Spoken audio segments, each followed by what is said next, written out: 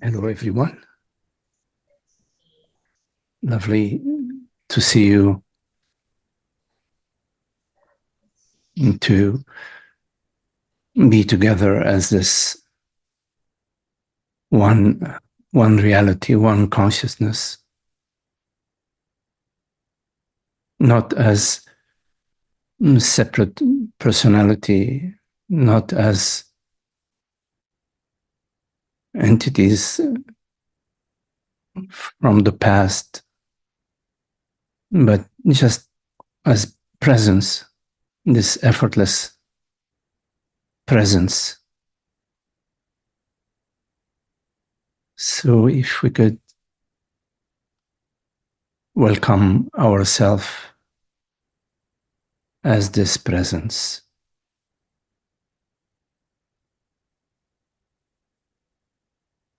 meaning to simply be without engaging the mind in the past and the future.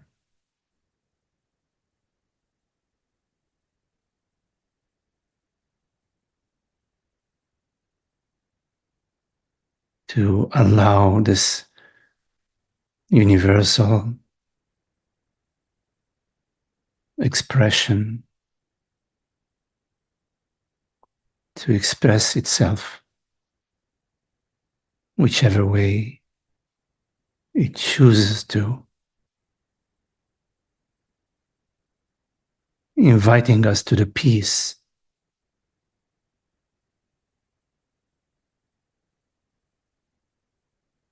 the causeless peace,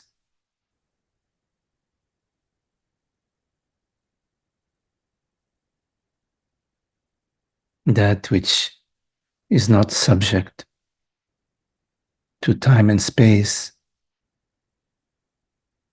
not subject to the events in the world, in the body, in the mind.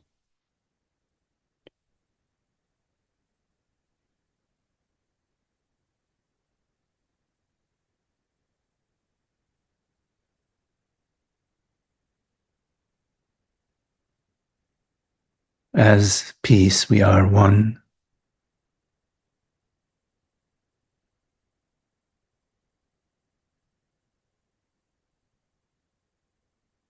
The body-mind is not engaged in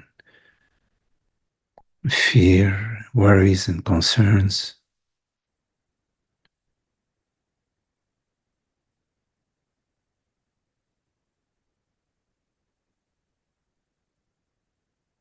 And as presence, there is no need to hold on to any identity, any personal definition.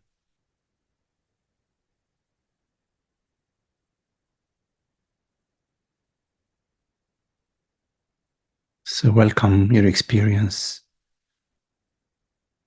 effortlessly, without any resistance, without any effort, without any goal.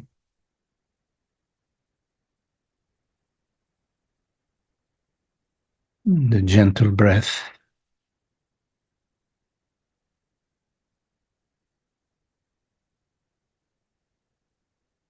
whatever thoughts appear to you, all is well.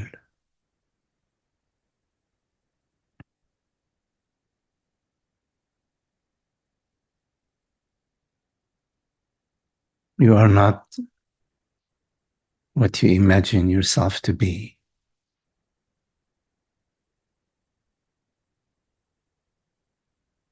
You are not defined by feelings and sensations.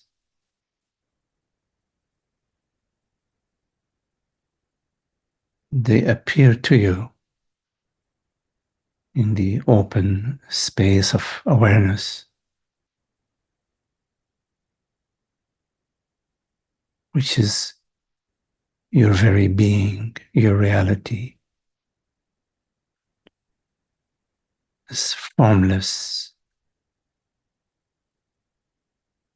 invisible to the senses, this presence, this awareness,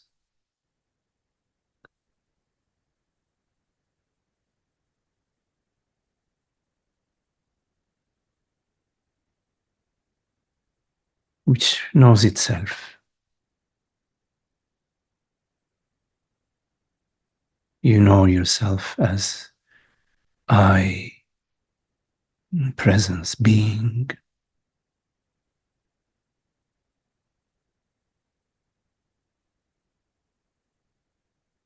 And you know yourself as aware, effortless awareness.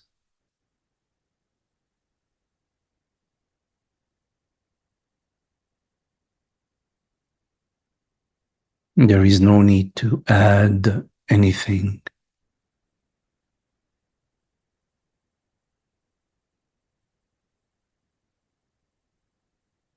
Forms appear to you, thoughts, sensations,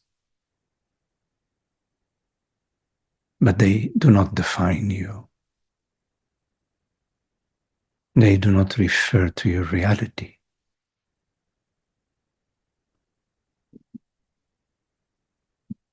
which is objectless, formless.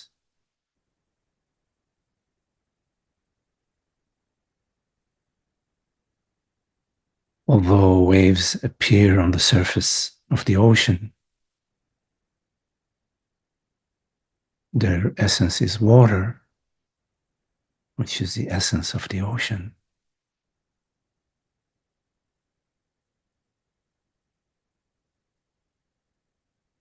The ocean is not defined by the waves.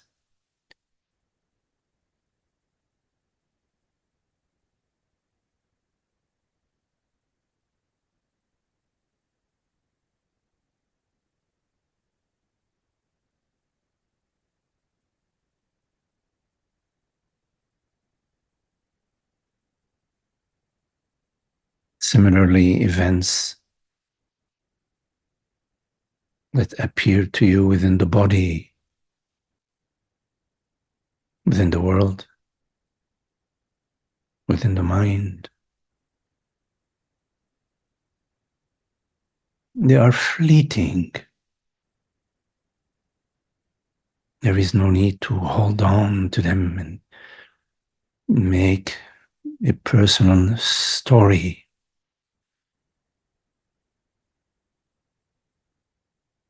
There is no need to weave a personal narrative that we hold on to. Be empty-handed. Try it out.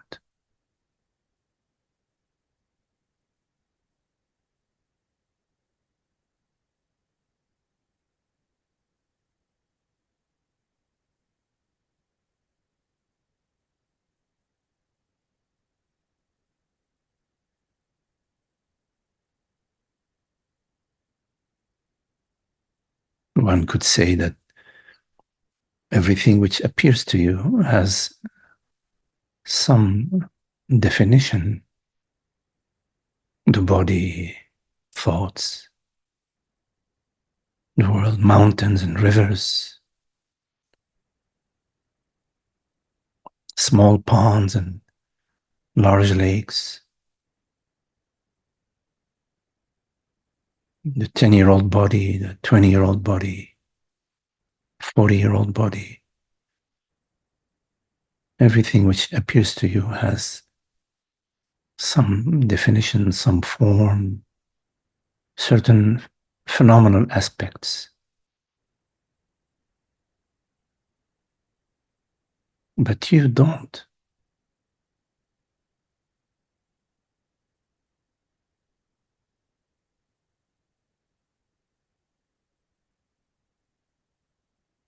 Because you are not something which you perceive. It is that which is and knows it is. It is that which is aware and knows it is aware.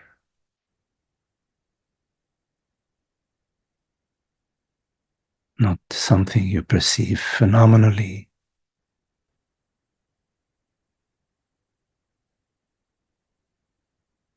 So we can gently and softly relax these tendencies to define ourselves in our own thinking, in our own feeling state, in our relationship with others.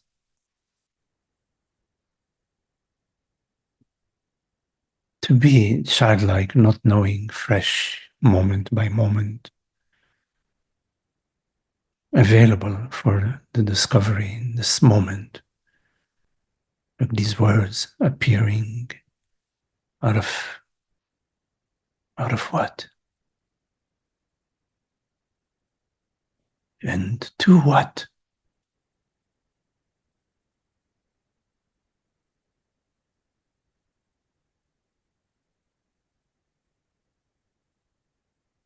There is this magical aspect to creation because the source is right there.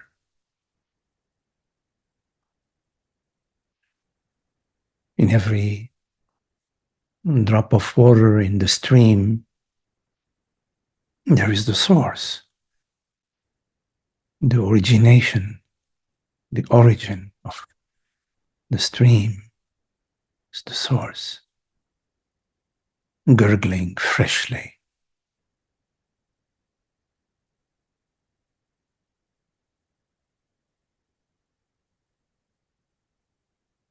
And our experience is similar in that it is not a continuation of a previous event. There's a freshness every moment, a fresh unfolding.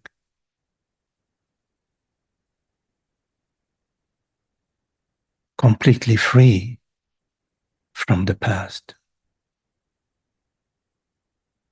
It is birthing moment by moment.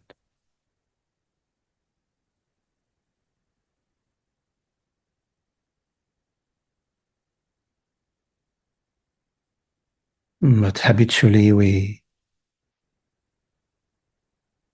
are addicted to the narrative, the me story,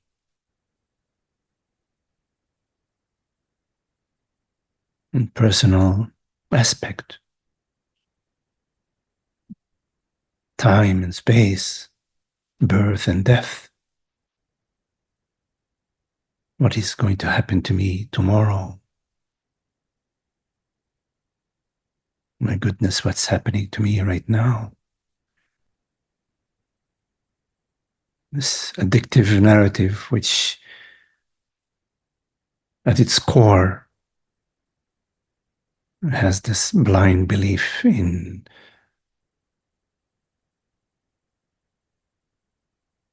consciousness being limited and personal. I am a body mind.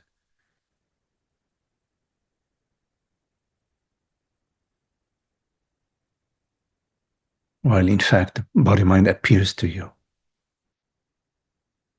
You remain undefined by what appears to you.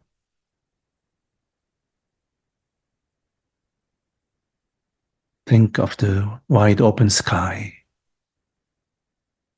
It's undefined by the clouds, no matter what shape and color, size the cloud may appear. The wide open sky remains undefined.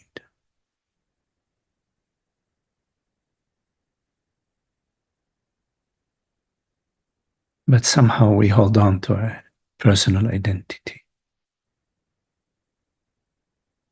We are not stupid. We do it because we believe it's important to do so. It's important to be somebody. It's a matter of survival, we believe, and we feel it's a matter of survival. to hold on to being somebody good, a healthy body, a wealthy life.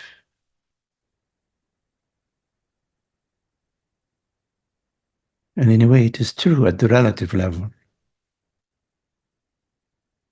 Makes sense.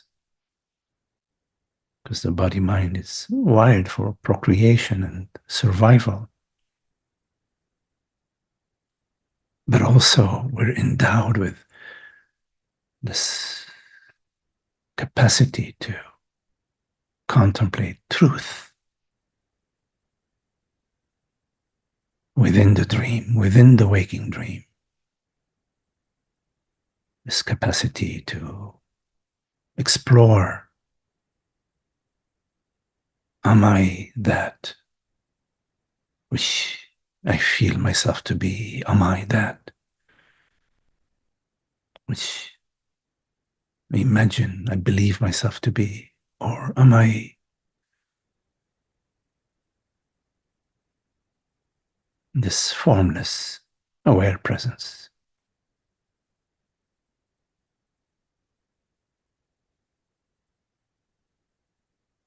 The pivotal question, which opens new doors, the doors of freedom and liberation from the illusion of separation, the unhappy dream, the unhappy aspect of the dream. Because the dream can be sweet, more or less.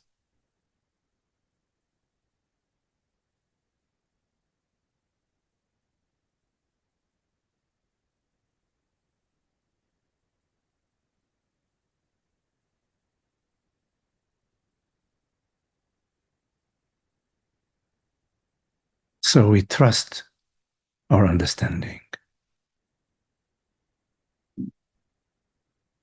the understanding that I am not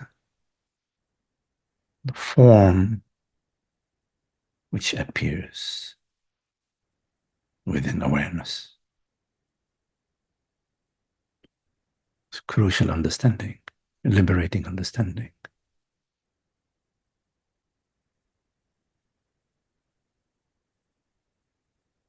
And then to live the exploration of this understanding, to invite this understanding to flourish, to mature, to ripen in our life, in our body, in our mind, in our relationships. Not to be repeating the old patterns, the old belief structures. We've done enough of that.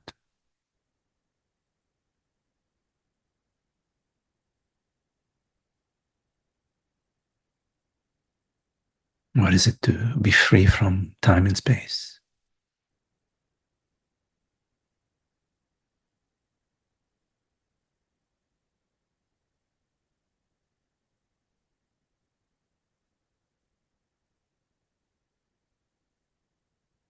Obviously, the body-mind is subject to time and space.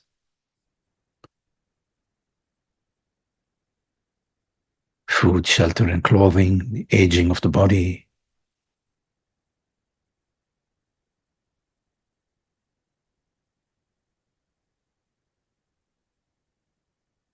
What is it that is beyond that?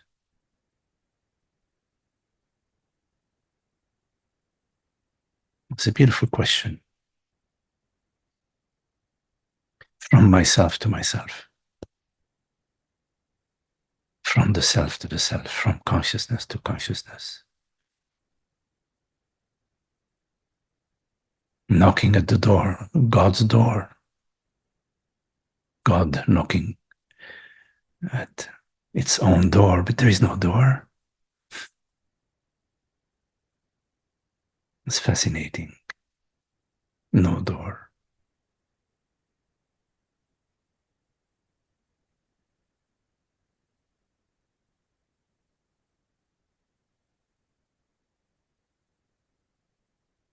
But we can meet each other without images.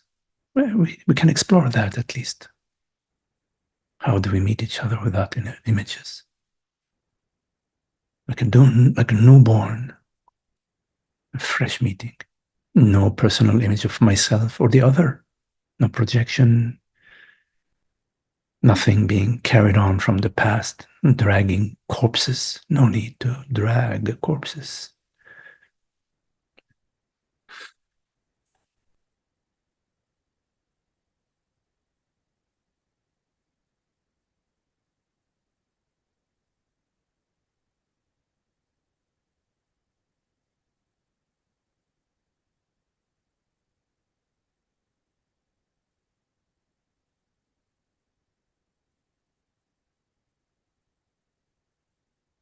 Every moment is fresh. Every moment carries God's whisper.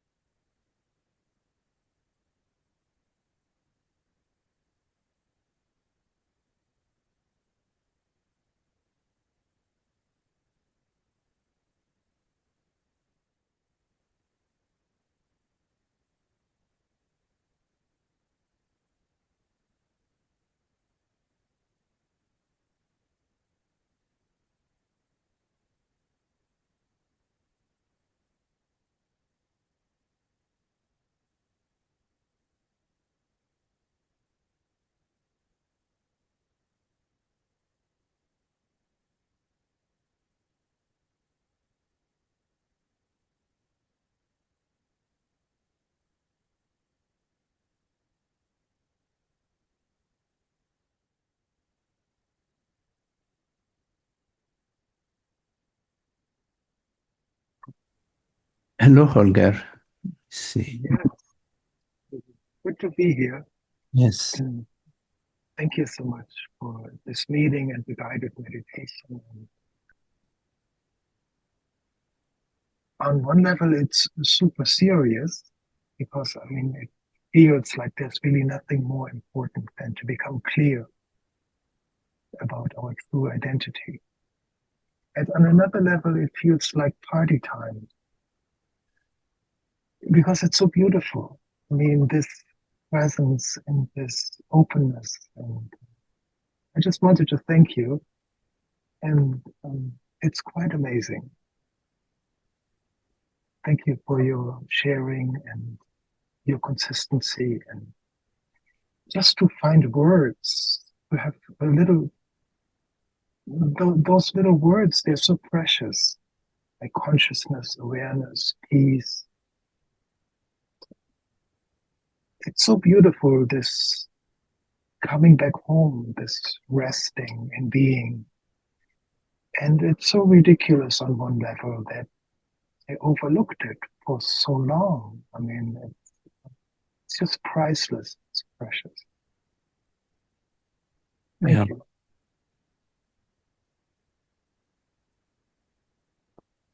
The overlooking is not a problem. It's just overlooking, playing the game of ignorance and separation. We're quite fortunate in that there is the seed or the thorn of sorrow within, not sorrow, I would say, of suffering within the play of ignorance, which reminds us that that's not the right path, not the right direction. Sooner or later we get it, we say, oh, yeah, we sort of hear, we get it, we understand.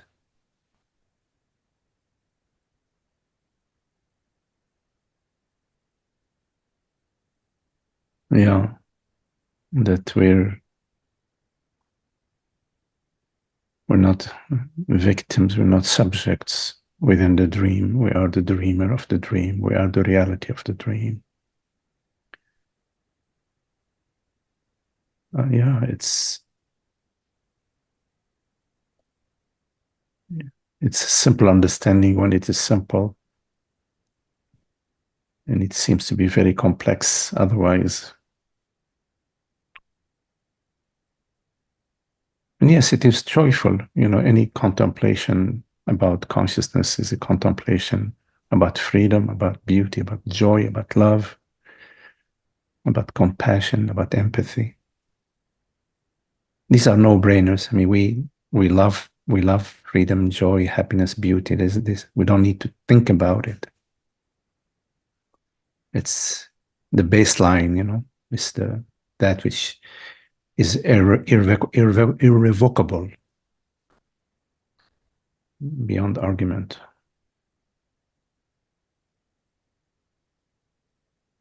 I had an interesting experience on Thursday. I hurt my foot very badly, my right foot. I jumped down from a patio, and when I landed, for some reasons, it made a really loud crack, like I had this feeling, oh gosh, something is broken here. Mm. And it was just so amazing. I'm just so grateful for after less than 24 hours later, I had like half my foot back and nothing is broken. Mm. And it was just such an interesting experience to observe the mind wanting to tell a story. Like, also, there's a fracture, there will be problems, this is difficult. And on another level, there was just being with what is the actual sensation of the moment. And it was actually very simple and easy. For sure, there was a discomfort, but there was no fear or no freaking out. It was just interesting to see the two aspects of Yeah. how I usually always create my own drama through the mind machine. I just amplify. And in this case, I could just relax. It was uncomfortable, but I wasn't alone in it. Mm. I was taken care of. And this was just fascinating for me to just experience. There's so much gratitude right now just to be alive and to have a functional, pain-free body. This is such a great gift. Yeah. There's a difference between activities of the mind that pertain to taking care of the body, making sure the body is right, that nothing is broken, and should we get it x-rayed or whatever. These sort of thoughts are intelligent thoughts. They relate to the body mind, but there's a distinction between, as I think you're saying, between this sort of practical thinking and the me story. Of course, there are also thoughts that pertain to the future. I mean, how will I be able to drive to work? For example, I may have to maybe call the office, find a ride or whatever. So these are also part of the practical thoughts. It's a very subtle distinction between practical thinking and the me aspect, the me story, which is always there, ready to infect, the practical thoughts and sort of grab it and turn it into a personal narrative that we can, play the violin with. Yeah, and in terms of what is precious, is not so much to be alive, although I understand what you're saying. But what is precious is life itself, and life means consciousness, not what we perceive, not the history of the tribal history of humanity. No, life refers to consciousness. That is which is precious, that which is not subject to conditions, not subject to events. Of course, we also enjoy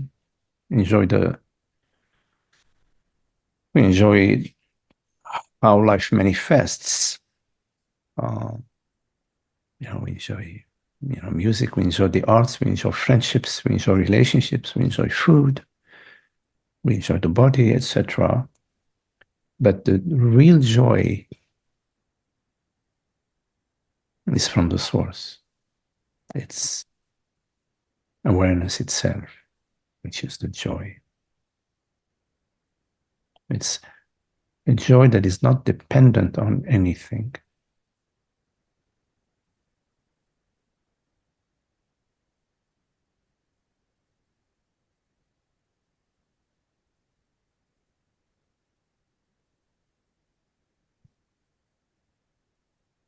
Thank you.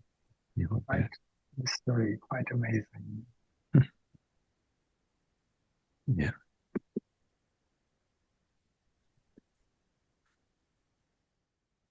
Hola, Alvaro. Yes, I am the iPhone and the phone, so. Yes. Nice to see you, amigo. Nice to Hello, see you. everyone. Hello, everyone. So beautiful to be here.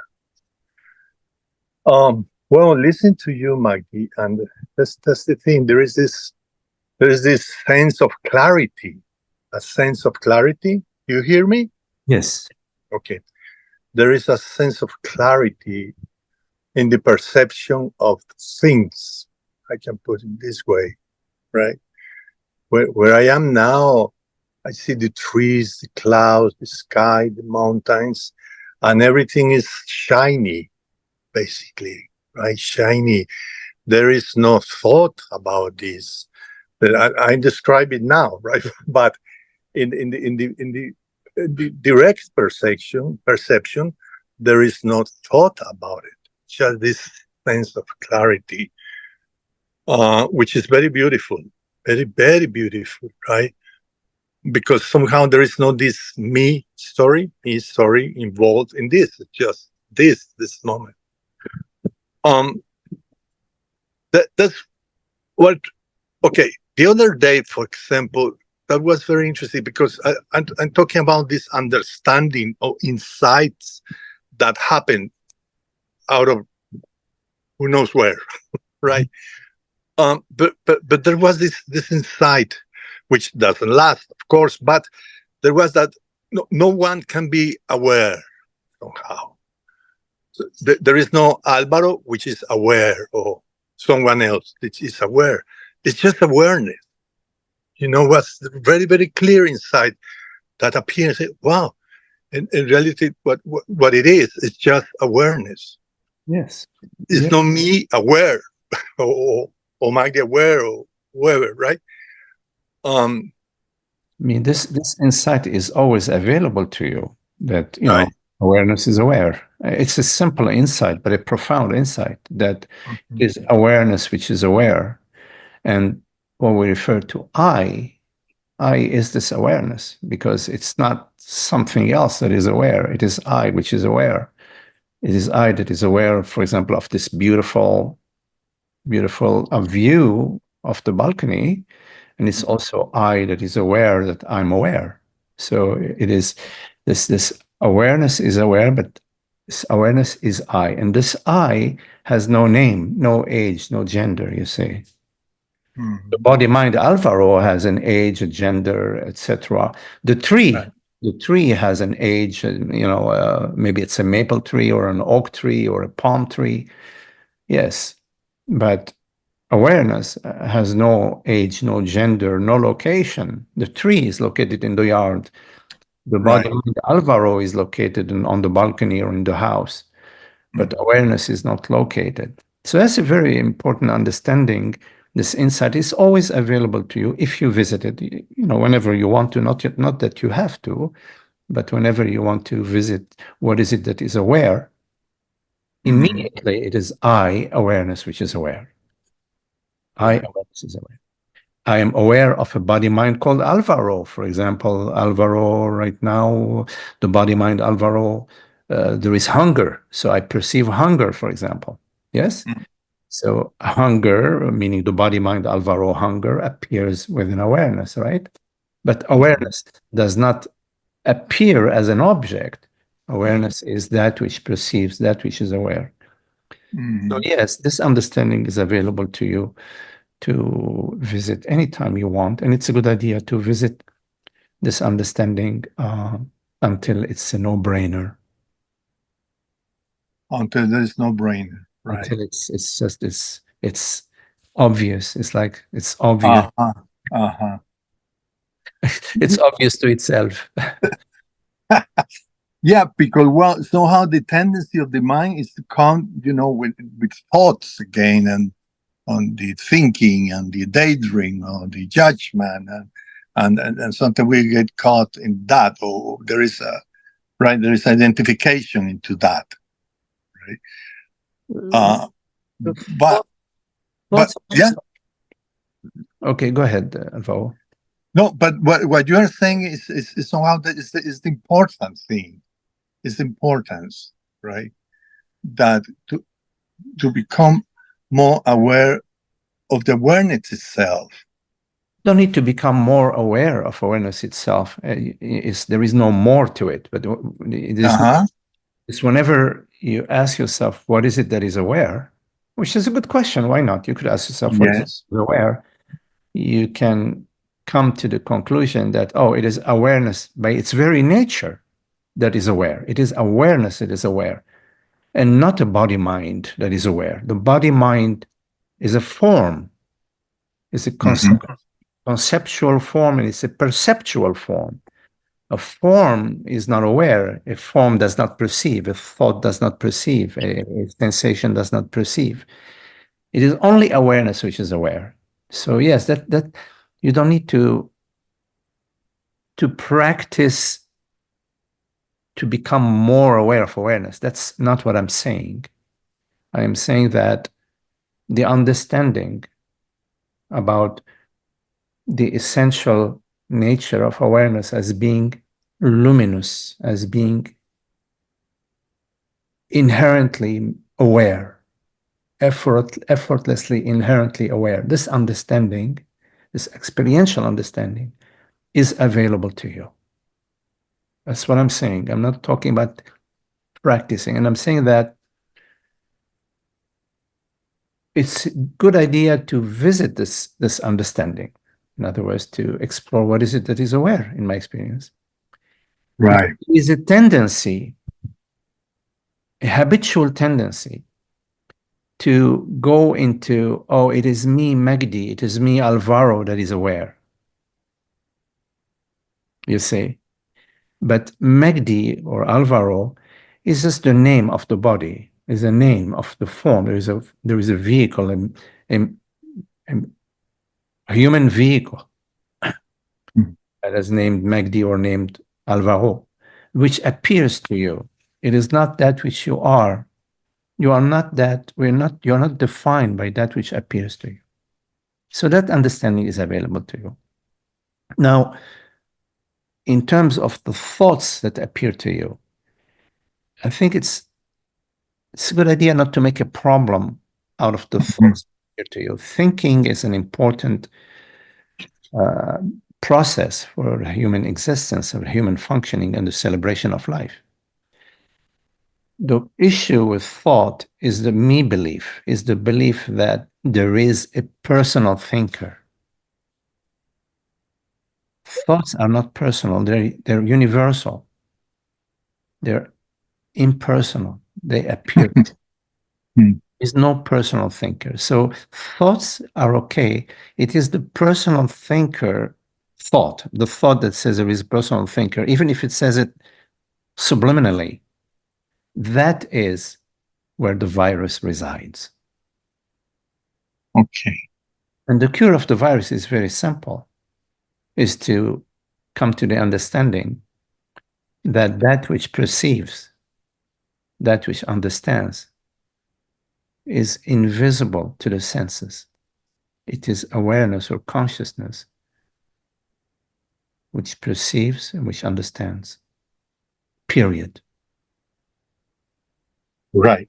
Well, it means which is present in all sensorial experience. Actually, all sensorial experiences appear in awareness. Right.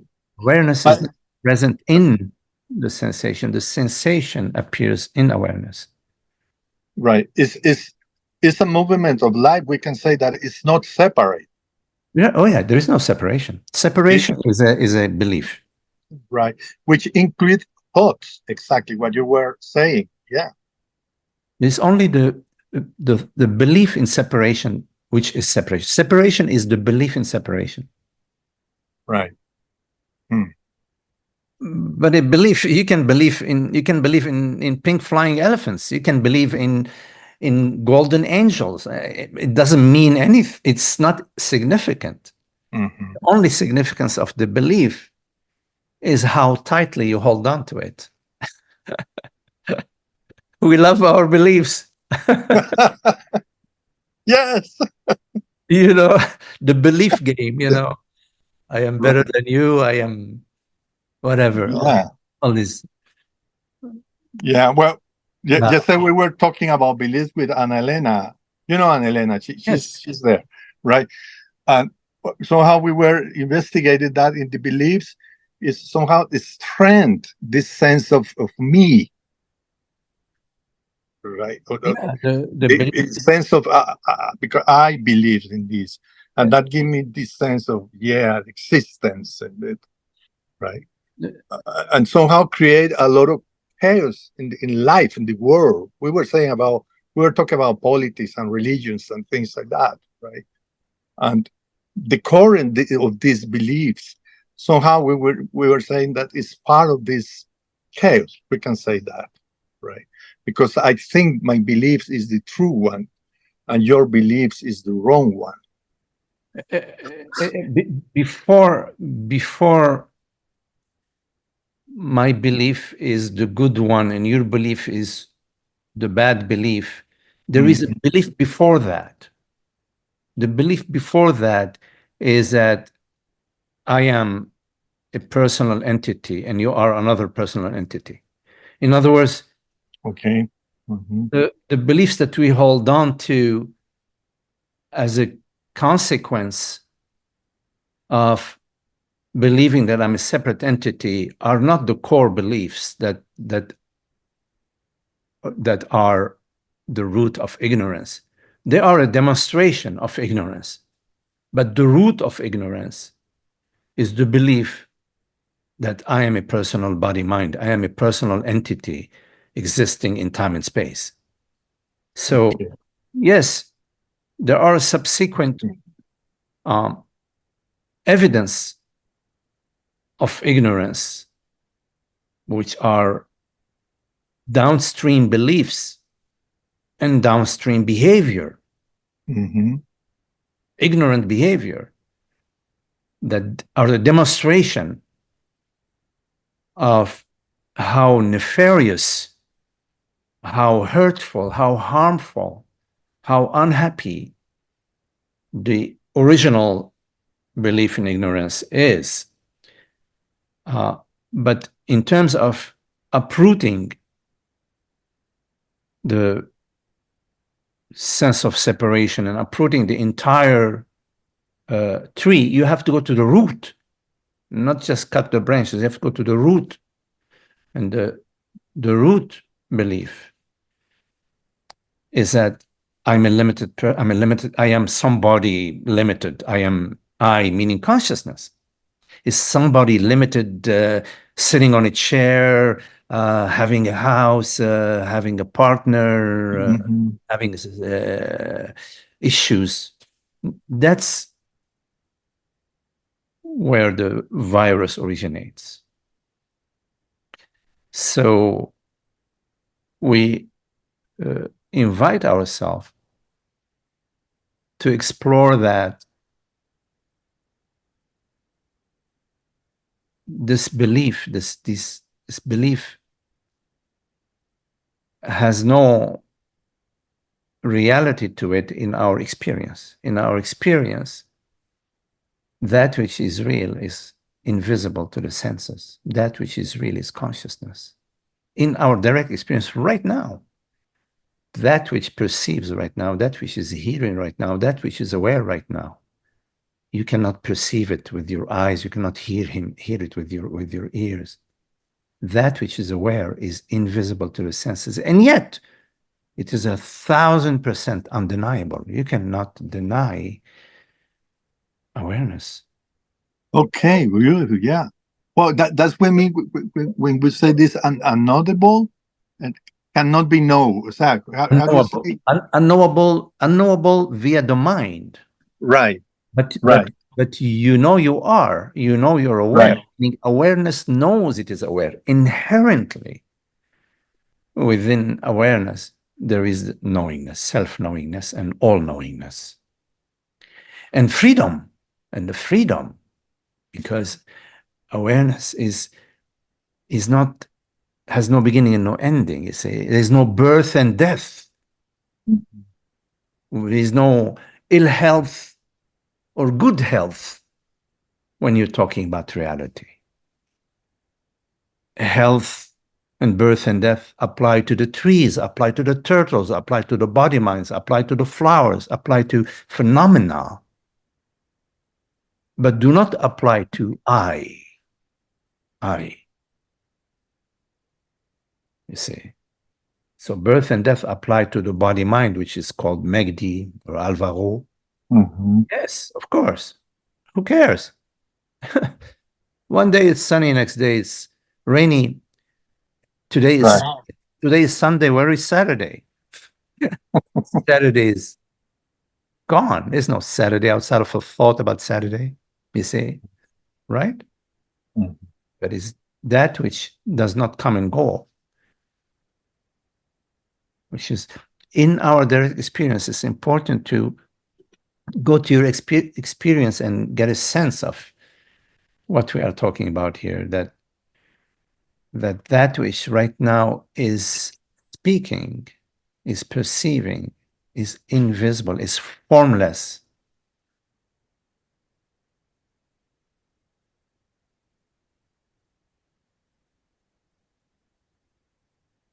So formless. Mhm. Yes. Yeah, and the aspect that you were saying, the luminous awareness, is what I'm trying to explain in the beginning, right?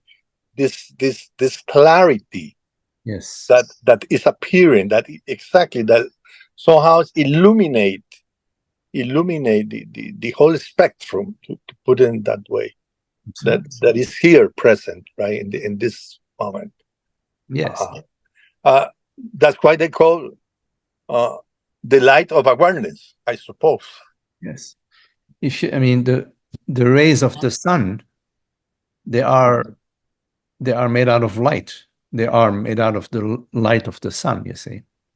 Right. You look at the surface of the pond and you see the sunlight on top of the surface of the pond. You are actually perceiving the sun reflection. So everything that you perceive, everything that you experience, when the me filter is not there, when the personal worry filter is not there, is luminous. Mm-hmm. Yes. Yes. Okay. Okay, I don't want to take more time. Muchas gracias, señor. Alvaro. We love you. Te queremos mucho. Yeah, love you too. Nice to see you, Alvaro. Come back soon, okay?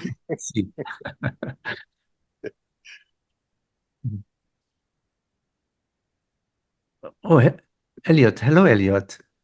Hi, Magdi. How are you? Good, nice to see you. Yeah, Yes. so nice. I'm really happy I came to this. It was such a beautiful meditation. So thank you. Thank you so much. And I hope my question isn't like regurgitating a lot of what you just said, but it has to do with what the last person spoke about. Because it seems like for me, there's like I have two primary experiences. One is I'm just living my life happily. And in that experience, I don't know this until I look back on it, but there's no sense of separation and it's just the flow. And then in this moment too, I don't know what I am. So that it's clear to me that I have no evidence of any sort of attribute to what I am. Like what I am is just undefined. And then I get these times, I feel like honestly for me, the sense of separation has taken on the coloring of non-duality these days, because it is always having to do with a person on a path trying to sort of figure out the concepts or get to a certain kind of goal to reach enlightenment or to reach some sort of realization, apart from just being happy. And in those moments, it doesn't seem to me that, like, referring to the understanding that I have no evidence to be that doesn't really provide me with any relief in that moment. And that also might be a problem, that maybe I'm looking for relief. But I find that I get really, really caught in that, like, that specific, and then eventually I relax and I continue following my enthusiasm and living my life. But I just wondered if you had anything to say. Yes. Yeah.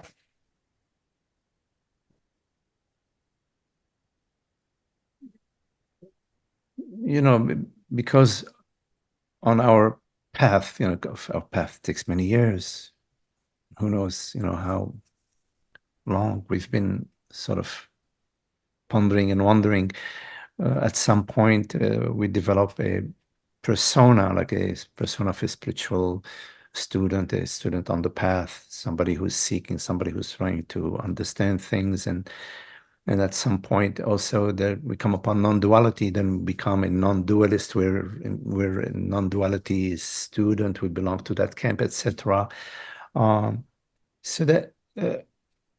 that's normal. That's this sort of effect from the thinking and the feeling about personal image. It's still personal self aspect. The spiritual personal self is part of the journey. But what's really beautiful about the journey is that there are understandings. There are moments of I get this, and whatever, in non-duality, and even before coming upon a non-duality, I'm certain there were various insights that you came upon in your life, maybe from a very young age, from a young kid. There were insights that we get.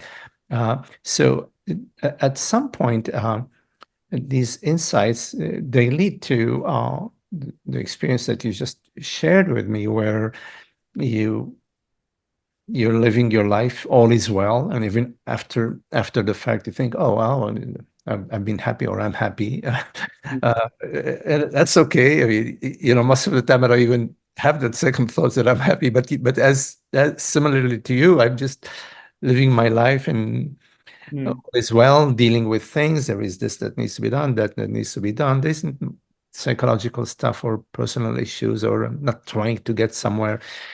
So I think what you're referring to is just sort of an echo, a remnant, an old echo of that accumulated over time in the body mind as a spiritual persona, that, trying to get somewhere. But that flies in the face of your life, which seems, as you spoke about it, a life which is all is well. You're engaging, you're dealing with whatever responsible way you can, whichever way you can, with various situations, and deep down there isn't an inner struggle. So what I would invite myself to do is to also let go of this remaining image of spiritual student or non-dualist, or because all of that serves its purpose. Once these methodologies serve their purpose, that's it. You don't need to carry them along. But you could still share with friends or within yourself. Yeah, I'm interested in non-duality. I know I am interested in non-duality. I find that it's a more of a direct path, and I do speak in that way with friends, but with that personal identity, you see, without giving power or strength or value to these thoughts and images, because I know that I am you and you are me, that we're the same freaking, whatever you call it, same, whatever, oneness, or whatever it is. Yeah. And Yeah, the body mind here is in California, this body mind is in New York. Well, it's no big deal, Years ago, this body mind was in New York, and maybe it doesn't matter. Yeah. So what really matters is you already expressed it in the beginning of what you were sharing, is that your life is already an expression of the beauty and the love and the compassion and the friendship and the understanding and the compassion and freedom, the fairness. That's what I matters. just also ask one more, like, this is sort of in the same vein, because I find sometimes, and this is only when it's usually moving from that place of contraction back into follow, I would have called it following my enthusiasm, but in a way it's more living in not knowing, to take the next step with really not knowing what's next. And because before it was sort of, I think I put it just this more generalized label on it. And now it really feels like, okay, like I'm moving into, like I'm taking the next step off the cliff, not knowing if there's another rock next. And so I wondered if you could talk about like trust in that, Yes. trusting either myself or life, or if there's anything that comes.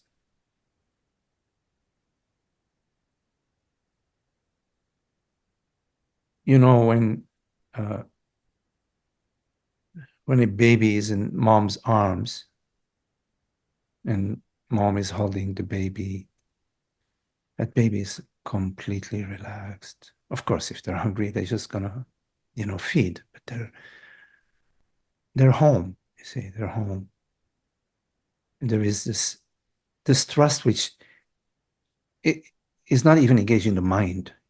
It's sort of like it's even before the mind engages.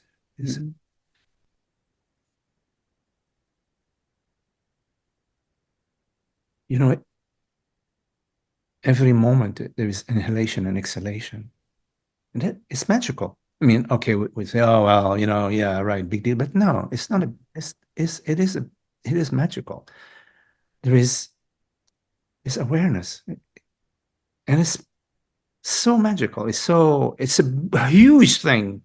Of course, the mind says, oh well, what really matters is what am I going to have for dinner? Fine, that's important too. Okay, I got it. But so I think the more we relax in awareness, as awareness, the trust is there. There's nothing more you need to do. Because all is well as awareness. It's no. Now, in terms of not knowing, of course, there is like the aspect of the mind aspect, which needs to plan and to know and so on for the body mind, for the survival, the well-being of the organism. Fine, that aside,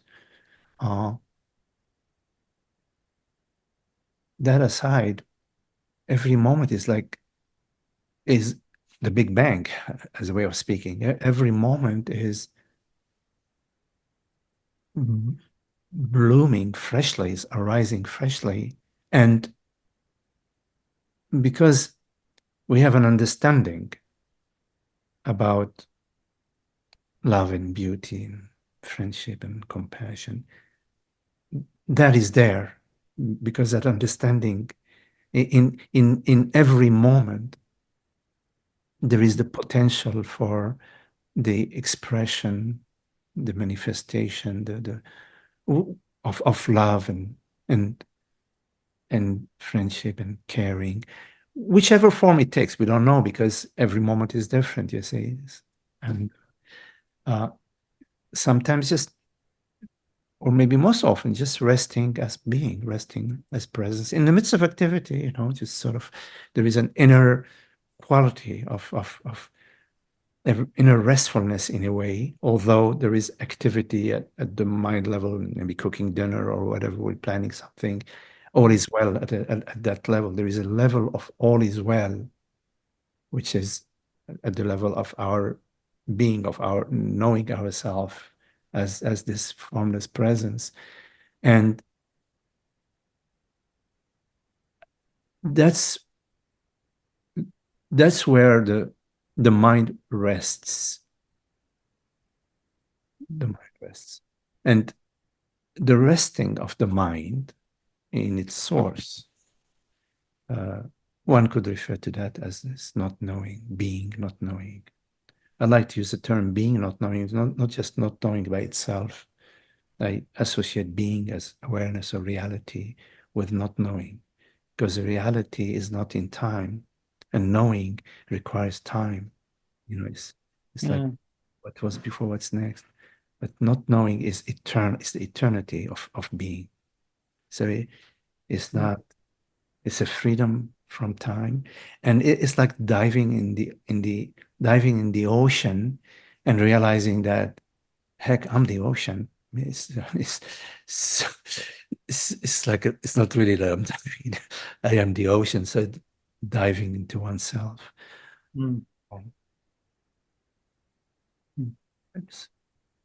I think that this inner tranquility and this inner relaxation, which sort of sinks the mind into consciousness, into the heart, into being, it's a natural byproduct of our understanding. It's not like something we do. It's something that sort of we realize, oh wow, that's what's going on. How did it happen? I don't know, but I find myself in, there is presence, being, but truly not knowing.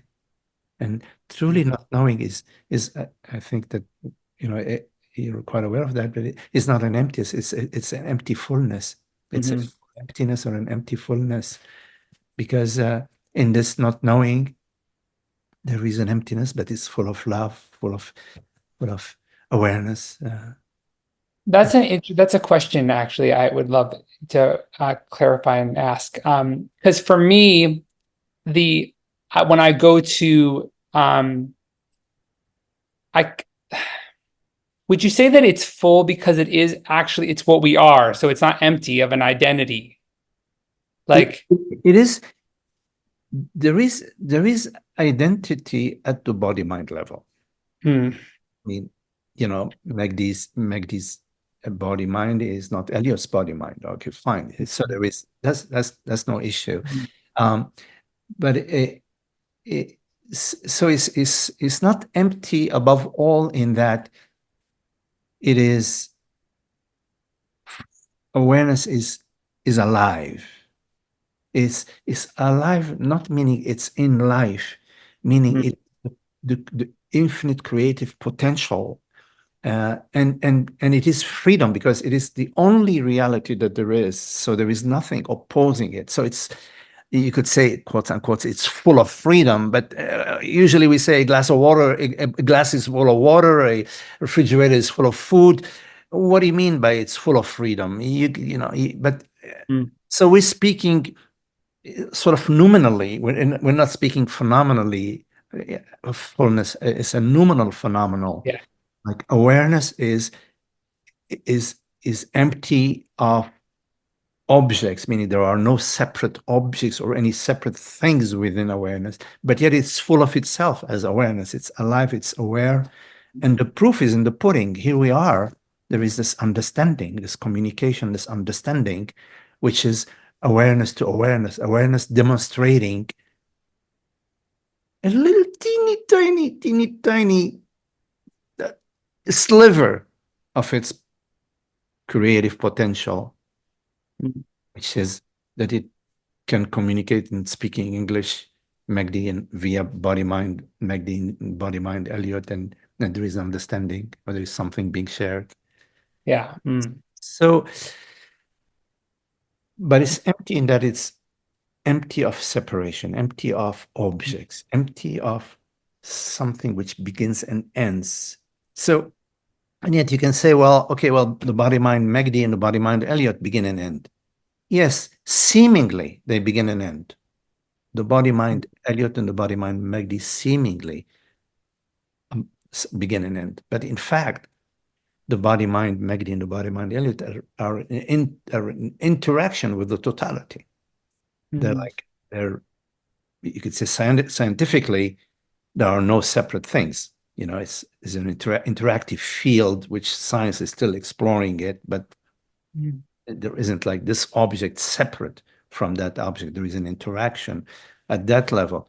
But more profoundly than that, if you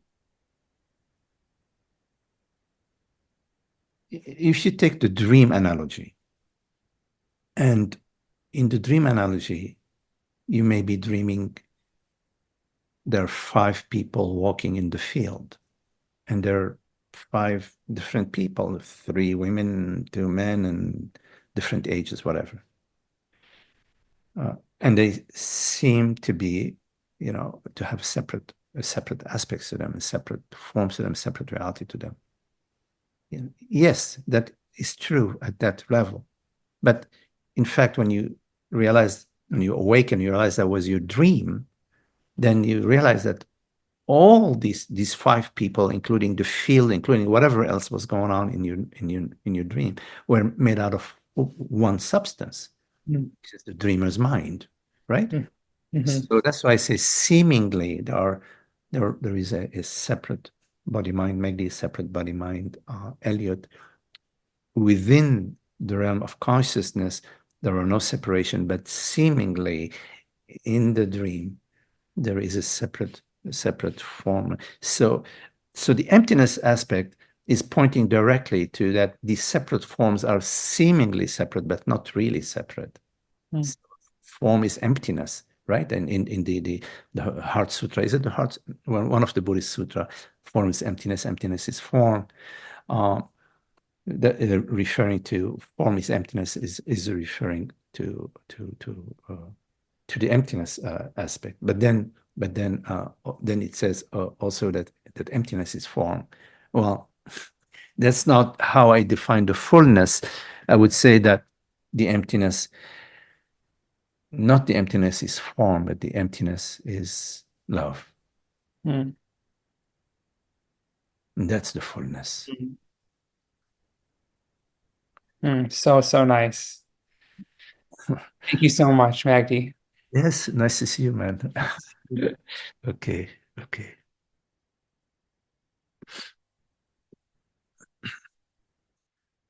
Hi, Bill. Hi, Magdi. Hi, Elliot.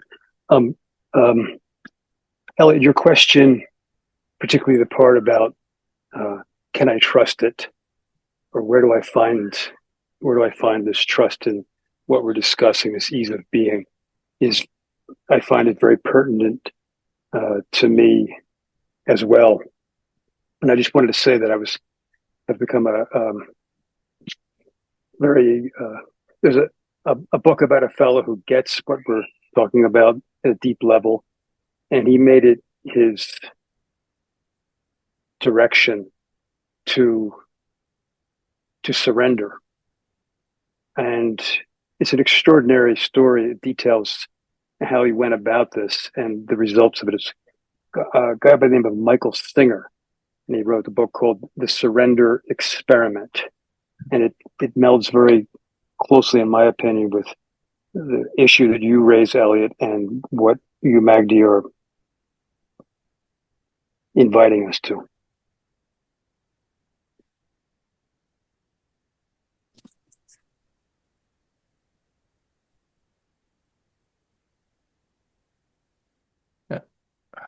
In terms of trust, let me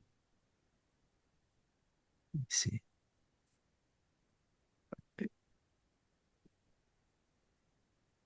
Are you okay, Bill? Let me see. Maybe are you muted or you? Yeah, okay. Yeah. Okay, you mute yourself. Okay. In terms of trust, because most of our explorations about truth, about reality, not about narratives. Of course, there are infinite narratives about all sorts of things.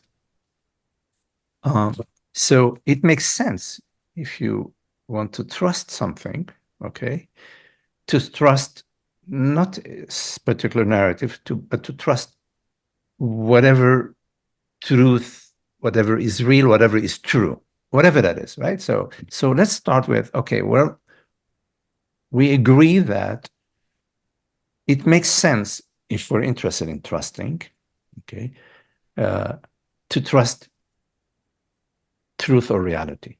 And truth or reality means consciousness, awareness, right? We don't need to cover this ground again now, but just making a big jump. So it makes sense to trust consciousness awareness, meaning to trust that which is formless in our experience, that which doesn't come and go in our experience, that which is unborn in our experience, that which is not personal in our experience, which is awareness, consciousness, right? Okay. So putting that aside, the next question is, who is it that is doing the trusting? Okay, fine. So let's say there is somebody doing the trusting. And because we're, again, interested in truth and reality, and we're not interested in narratives, I would go for whatever it is that is asking for the trust, as long as that which is asking for the trust is real. Because if there is an illusory entity asking to trust something, then their request is illusory request, and the trust that they're asking for would be illusory, because at the root is illusion. Now, so which leads us to, okay, it makes sense to address the question of trust as long as the question, who is it that is trusting, whatever that who or what is real.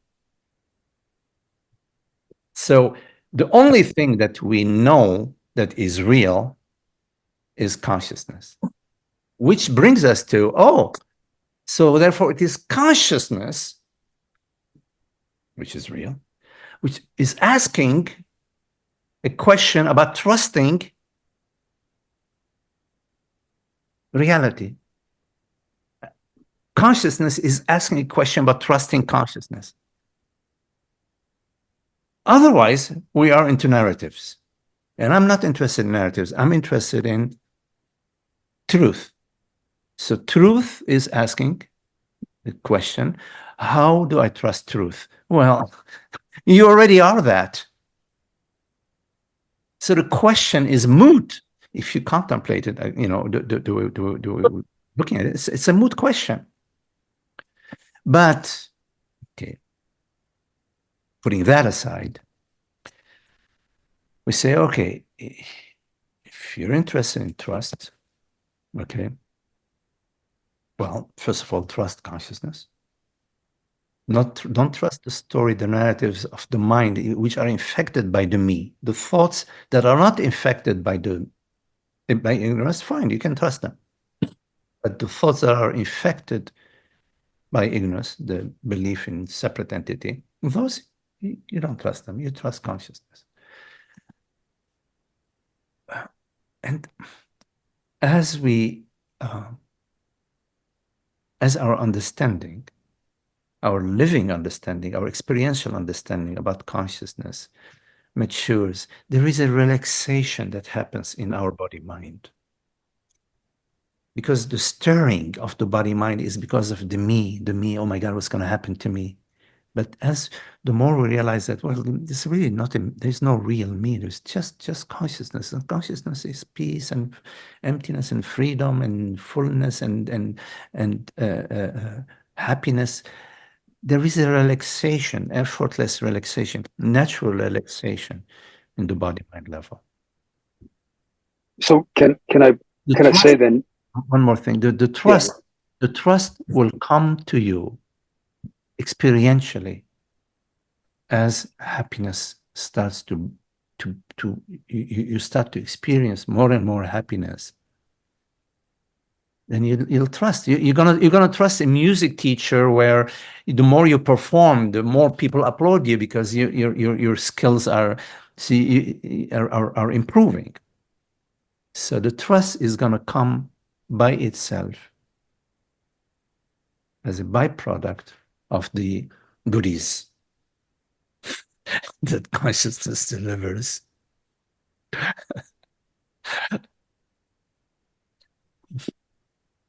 We love the goodies.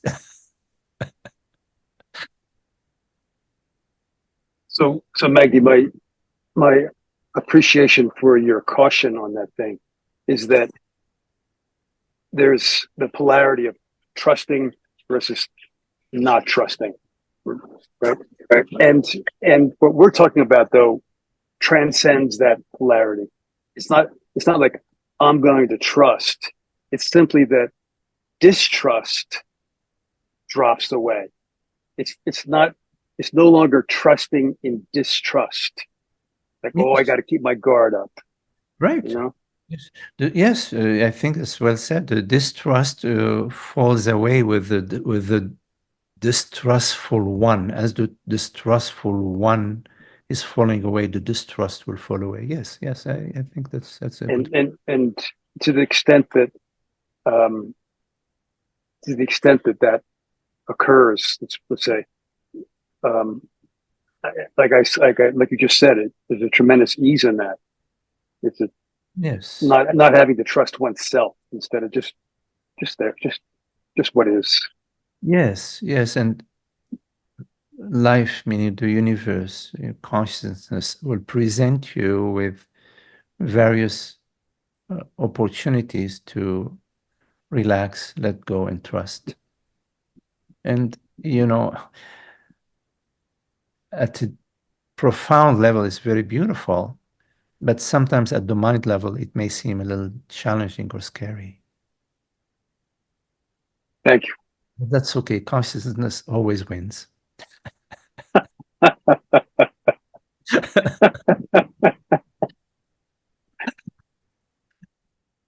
Nice to see you, Bill.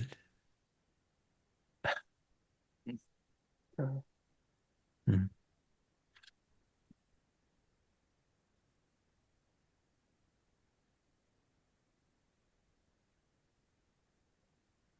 Yes. Okay. Well,